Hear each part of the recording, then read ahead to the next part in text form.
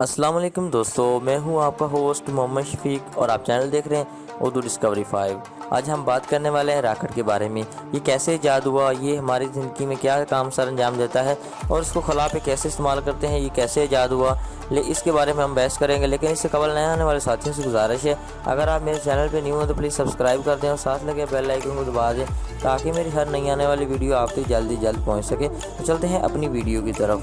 Rocket 20वीं सदी की ईजाद नहीं बल्कि कदीम चीन के रिकॉर्ड से पता चलता है कि किस कदर पोटाशियम नाइट्रेट, सल्फर और चारकोल को बांस की नालियों में भरकर हवा में चलाया जाता था।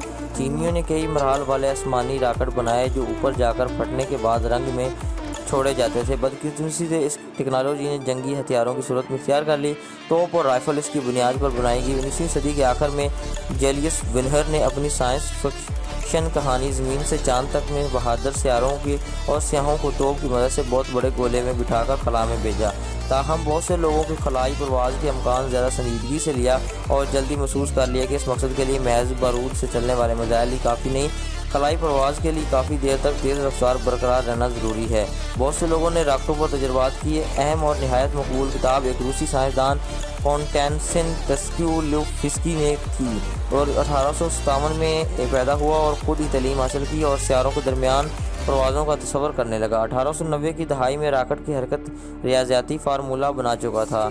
1903 में उसने किताब शाया की जिसमें न सिर्फ उसने रियाजी की थ्योरीज बल्कि खलाई सियारचों वगैरह के लिए नहायत दूर तक तजावीज़ भी शामिल की। उसने माया ईंधन इस्तेमाल करके बारे में वाज़ेह दलाइल भी दिए। बरसों बाद उसकी तजवीज़ के ऐन मुताबिक रॉकेट के तजर्बात में माया गैस और हाइड्रोजन को इस्तेमाल किया गया। ज़्यादातर इस काम में नज़र किया गया, हत्ता कि कुछ लोगों ने इस पर मजाक भी उड़ाया। बाद में रूसियों ने रॉकेट का हकीकी मौजूद करार दिया गया। 1935 में सरकारी एजाज़ इसे दफनाया गया। रॉकेट के साइंसदान जैब्रो वेनकसीर ने लिखा कि माया ईंधन से उड़ने वाला हर रॉकेट जो कि गुडेड रॉकेट है। रॉबर्ट गोदादर ने 1920 की दहाई में दौरान रॉकेट पर तहकीक की और मैदान अव्वल में हैसियत हासिल की। आज तकरीबन सभी लोग खलाई और रॉकेट और खलाई दौर का बानी समझते हैं। ग्वादरों ने 1882 में मैसाचुसेट्स में जन्म लिया और बीमार बचपन गुजारा और अक्सर बिस्तर पर लेटर नावल पढ़ता रहता था। मसलन H.G. वेल्स का दुनियाओं को जंग और रॉकेटों और बैरूनी खला के मुतल्लिक़ ख़यालात में खो गया। क्लार्क यूनिवर्सिटी में पढ़ने वाला इस दौरान उसने रॉकेट पर काम किया और आगाज़ कर दिया उसके बारे में। शुरू में वो ठोस ईंधन पर तहकीक करता और लेकिन इस नतीजे में पहुंचा कि माया ईंधन वाले रॉकेट खलाई परवाज़ को मुमकिन बना सकते हैं। टेस्लाफलो किसी की तरह इसने माया के और गैस के दरमियान ईंधन को इस्तेमाल किया। ग्वादर ने 1911 में अपनी डॉक्टरेट डिग्री हासिल करने के बाद चांद और करीबी सियारचों पर और सियारों पर तहकीक के लिए रॉकेट इस्तेमाल करने की तजवीज़ उसने पेश कर दी। उसने 1916 में एक माली इमदाद से कदम उठाया और असल रॉकेट डिज़ाइन करने और बनाने में लग गया।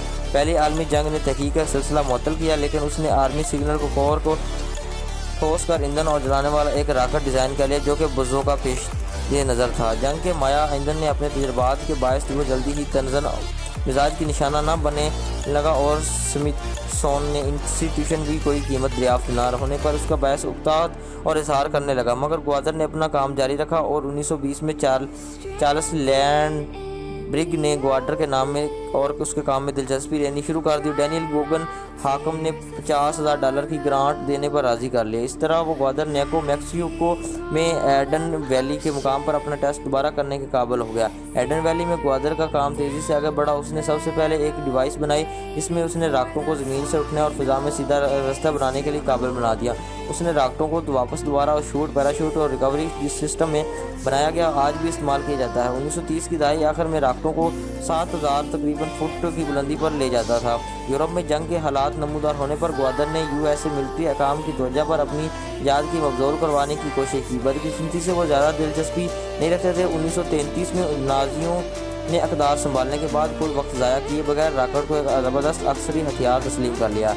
रॉकेट सोसाइटी को फ़ौरन फौजी कामयात के कंट्रोल में दिया गया और एक नौजवान तालिब इल्म वॉम ब्राउन को रॉकेट पर तजुर्बात का अंचार्ज बनाया गया।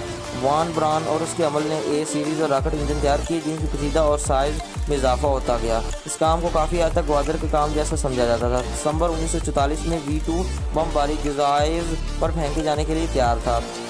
47 फुट और 14 फुट टन वज़नी V2 3000 मीटर घंटा की रफ्तार से 50 मील ऊपर परवाज़ करता था। बरतानिया की खुशखुशी ये थी कि जर्मनों को अक्सर इनामी ने V2 पर बम का इस्तेमाल रोक दिया।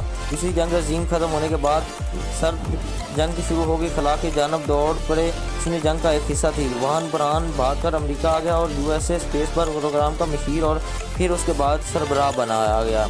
1949 में उसने दूसरा मरहल वाला रॉकेट तैयार कर लिया। उसने V2 की मदद से छोटे ए और WAC को कारपोल रॉकेट को ऊपर फिजा में 250 मीटर की बुलंदी पर तक भेजा और पेशगोई की कि 1960 की दहाई में चांद पर पहुंचा मुमकिन हो गया। उसने 1977 में अपनी वफात पर से पहले अपनी पेशगोई की कई बार दुरुस्त साबित होने को देखा। उम्मीद करता हूँ ये छोटी सी वीडियो आपको बहुत ज़्यादा अच्छी लगी होगी। तो मिलते हैं नेक्स्ट वीडियो में, तब तक के लिए अल्लाह हाफ़िज़। अगर वीडियो अच्छी लगी तो शेयर कर दे, लाइक कर दे और दोस्तों के साथ इंजॉय करें।